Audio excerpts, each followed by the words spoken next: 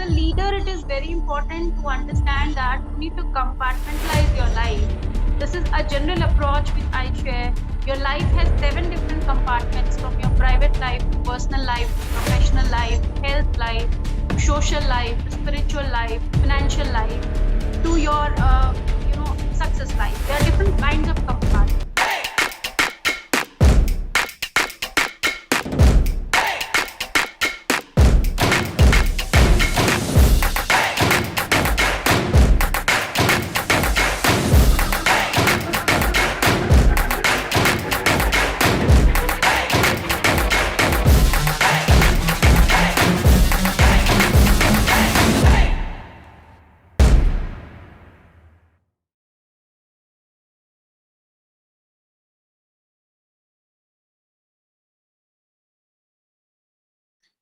For both leaders and employees, the workplace, physical and virtual, rife with emotional complexities, make it essential for all the stakeholders to learn key communication and interpersonal skills. Arguably, one of the most important skills in any relationship is the ability to create and maintain healthy boundaries. Without boundaries, misunderstanding and resentments can go unchecked.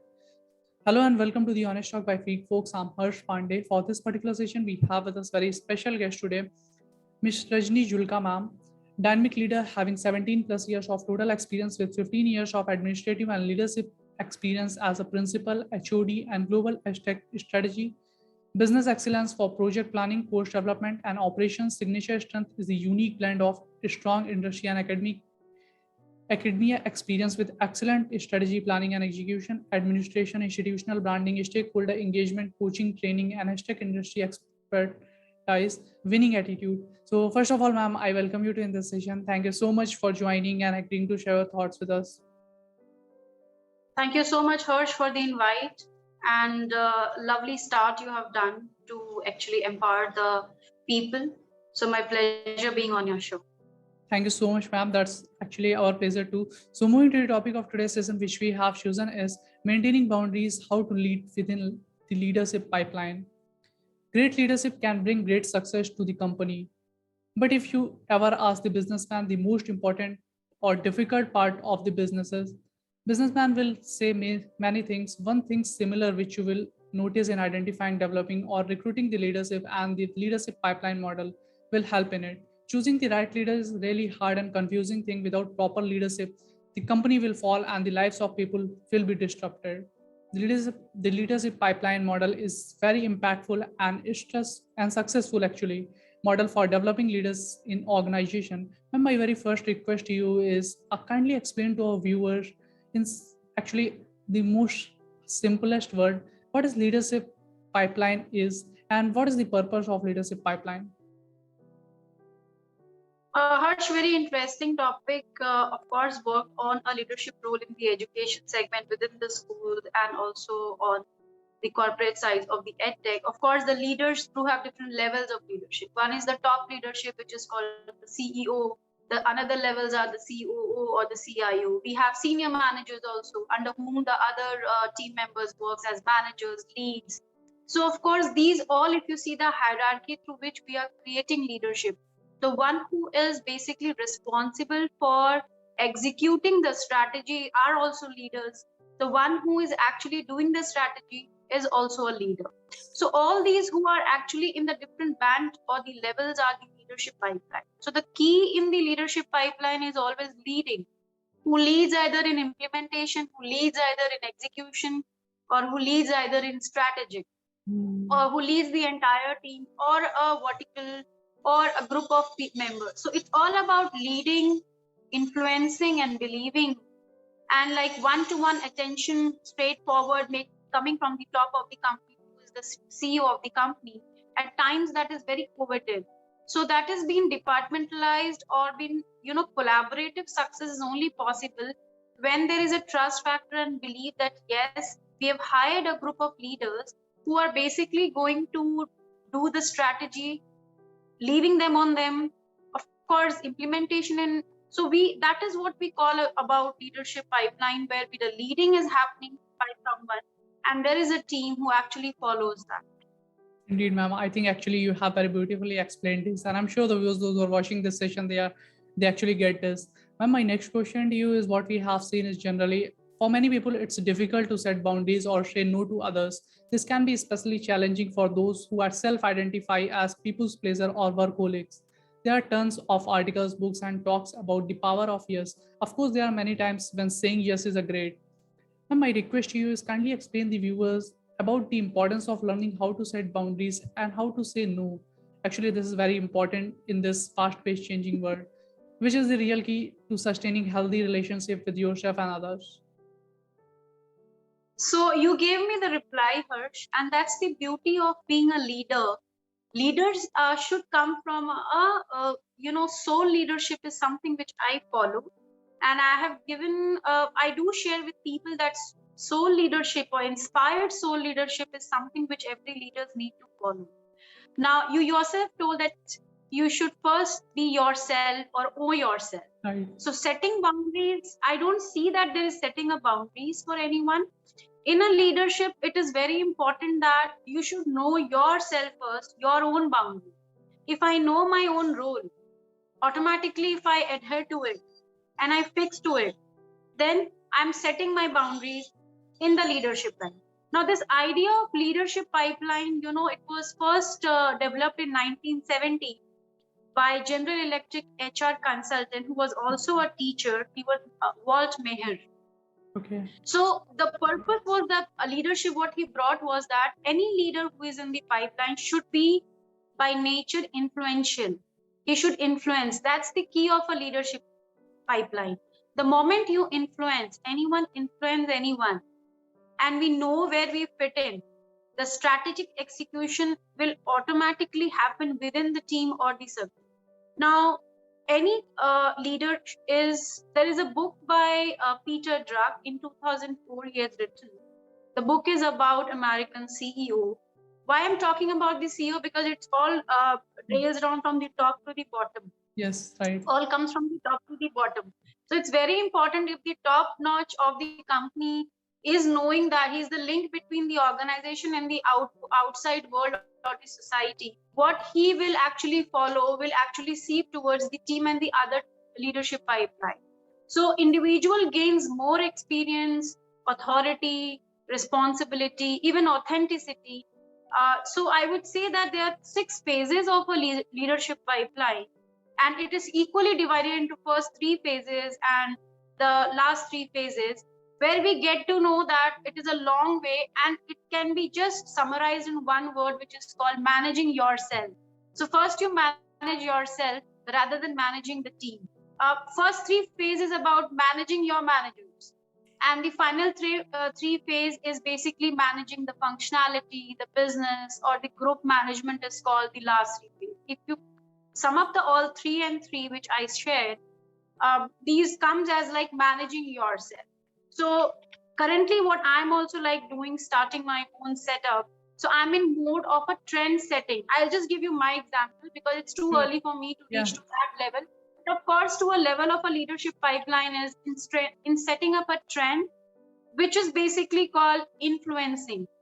Now, we'll talk about general way. Let's talk about an example of a football. Quarterback, the function of a quarterback is basically to throw the ball. That's his job. Now, he cannot be wide in receiving the ball, running back behind the ball, or holding the ball tight. That is not his function or the job rules. So here is the trust that he just passes the ball and the next team member is doing and pushing to the court. So there is a trust which is developed. There is a fitment about knowing my own role.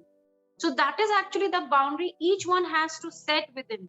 When an action is taken with a trust to do that job, even any leader who comes in, whether any level, band 1, band 2, band 3, they all will perform the job in a series, in a way, in a pattern, which will actually develop this boundary self and also set up the organizational structure. So setting boundaries with self is more important, and letting the people know their job role is itself a setting a boundary in an indirect way. Actually, it's not setting a boundary, but that will reduce the chaos, that will reduce the confusions. I would say the morale, which is sometimes down, where so there is a very thin line of difference between leaders and bosses, where when you overjudge anyone, when you don't trust your team member, when you jump yourself as a leader and doing that, also somewhere it impacts on the morale also. Micromanaging is disheartening, and I think micromanaging is not a way in leadership pipeline. So when you know your own work, when you know what is your job role, that will set your boundaries yourself as a leader. Indeed, ma'am. I think actually you have defined it very beautifully, and you have stressed on the part that why we need to actually set the boundaries and why is it very important. Now, my next question to you is, or again, it's a kind of a request to you is, please tell our viewers what are unhealthy boundaries and what are the things one must consider before setting his or boundaries. Okay, that is a very interesting. I think we when we talk about leadership, or generally we talk about the processes and other part, we basically focus on being like a leader rather than doing. So of course there are negative sides of leadership roles also, where there is a lot of chaos and confusion. One is, the best is that everyone is involved, which is very important, that everyone is involved and everyone knows where they fit in. It is vital actually to recognize, and dipping down is not beneficial for the company. Now let's be also honest about when we overdo or when we overstep.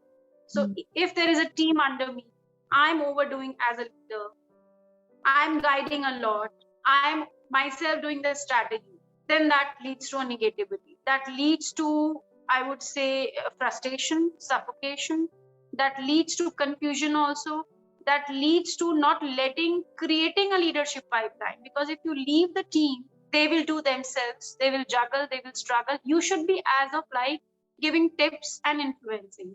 So let's be honest about when we overstep our own boundaries and keep our focus where it should be, it will serve the best purpose. Now negativity comes also, like attrition rates goes high when team does not feel that they are doing in performance. So self-doing is something which is very much important when we talk about negativities in the leader. Effectiveness and satisfaction goes down. The interest level, employee engagement is something which is very critical.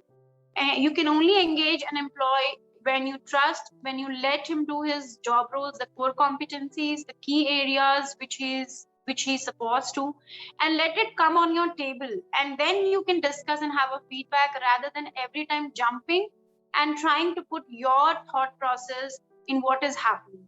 So no matter it's about the deadline or the timeline at times, but it should not be always that. So these creates negative atmosphere, and the conducive atmosphere of the working style degrades at times.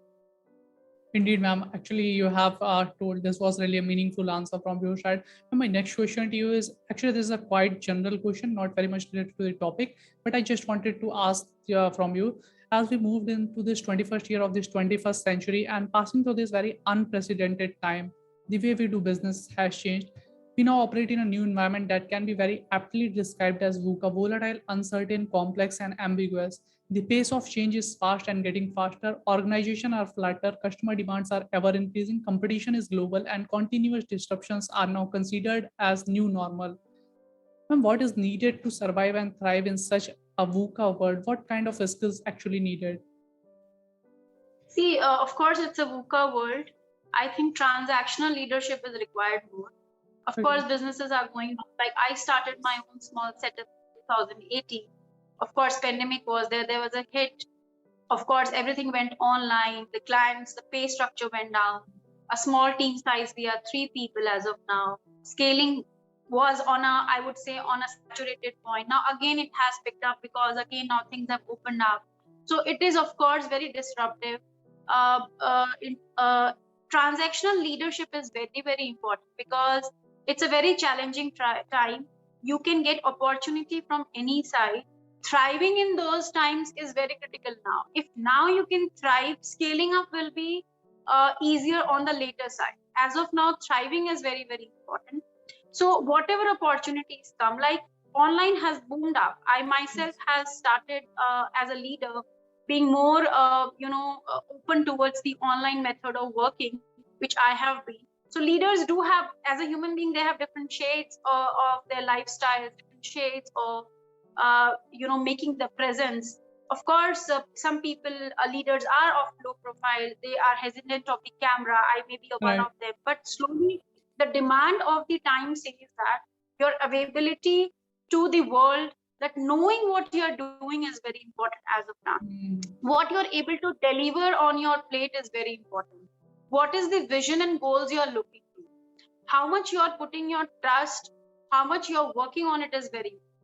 Plus the emotional involvement. I've seen that setting clear emotional involvement of your own self with yourself is very, very important, because sometimes you have direct reportees under you. If you are not clear with your own emotional boundaries or emotional involvement in what you're doing, and you do not share the same with your team member, holding the team member is another big problem. So digitalization has gone very high. It's challenging right. time, but there are huge opportunities to crack with. I think it's not about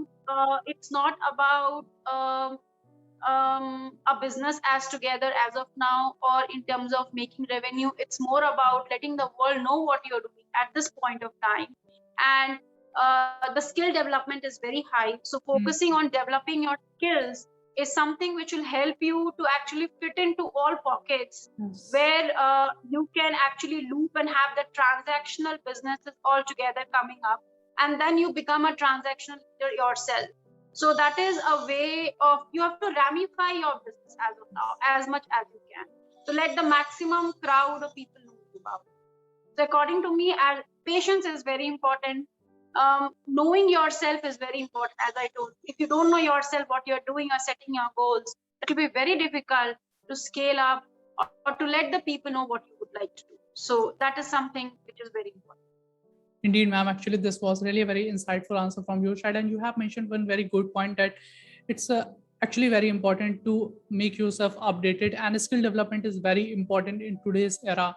And also, we need to actually accept this that technology is getting advanced by the minute, not by the hour or by the day. So we need to actually accept and need to transform ourselves as per the as per the condition. Ma'am, my next question to you is. Whenever we work with the peoples, whenever we have to handle people, there are certain kinds of disagreements, and which is very obvious. So, ma'am, my request to you is kindly share some tips, or it would be great if you could share some of your personal experience. How do you handle disagreement with your coworkers, and how do you define leadership failure? Harsh, disagreement are, I think, a healthy approach. Mm, The right. more you disagree, you will get more ideas. Exactly. Yes. So in my previous organization also, where I worked, I've handled the team, there have been disagreements, but it is towards, only limited towards the work, not at the personal front. As a leader, it is very important to understand that you need to compartmentalize your life. This is a general approach which I share. Your life has 7 different compartments, from your private life to personal life to professional life to health life to social life to spiritual life to financial life to your success life. There are different kinds of compartments.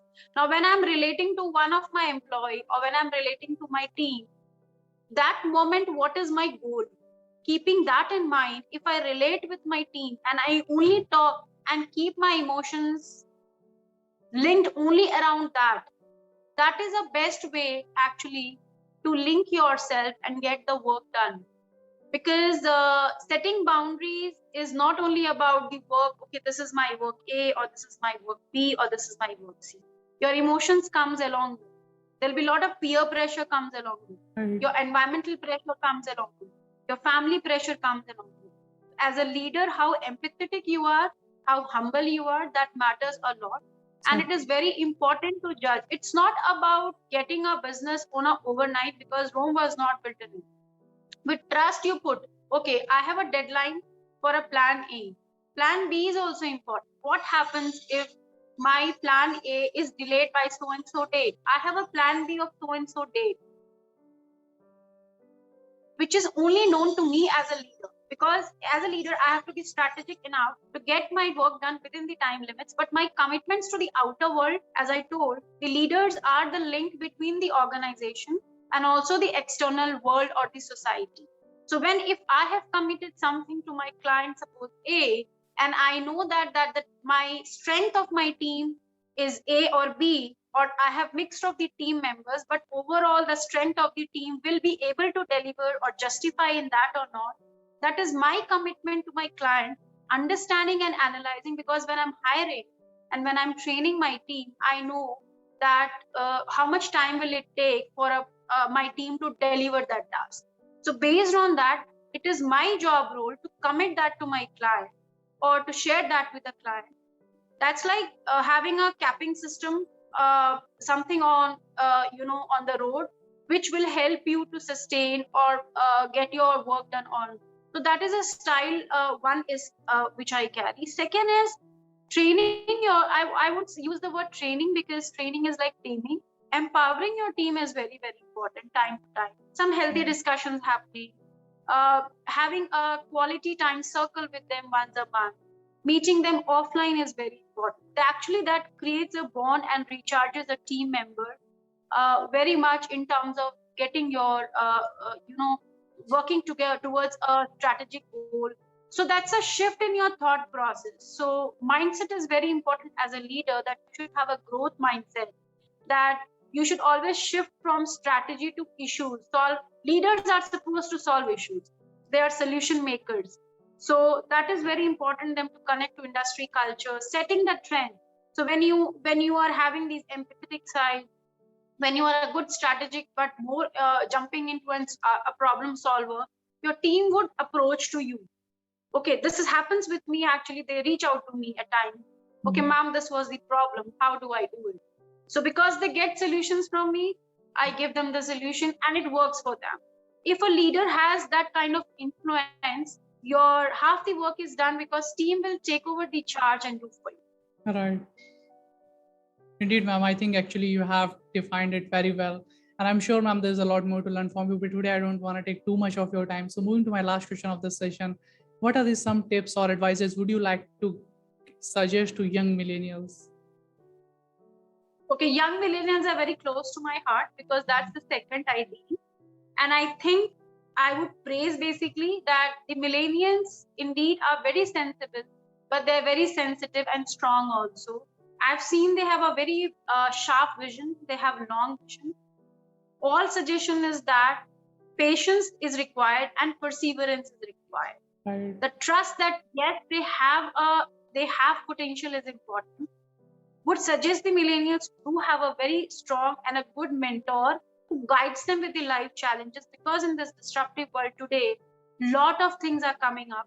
Exposure to social media has gone high up. Availability of so many things makes a lot of confusion. Yes. Suggest them to declutter, think through, sit in a while, what they want to do in next 6 months, what they want to achieve in next 1 year, write down on a piece of paper, try to achieve small in daily basis, little bit, tidbits, not much, small things make huge difference in life.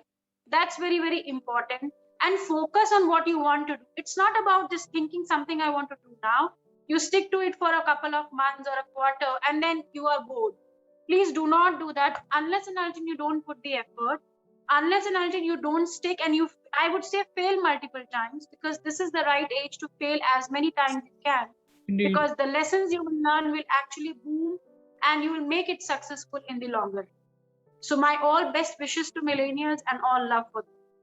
Indeed, ma'am. Actually, you have mentioned a very good point that there is an information overload, but you need to be selective. And thank you so much, ma'am, for joining and giving your important time. It was a kind of a healthy discussion with you on the topic. We look forward to conduct more sessions with you in future. Thank you so much, Harsh. God bless you and many thanks for calling. Thank you so much, ma'am. Thank you, ma'am. On the ground is where I stand. Never give up, that was always the plan. It's so cold outside, I'm alone.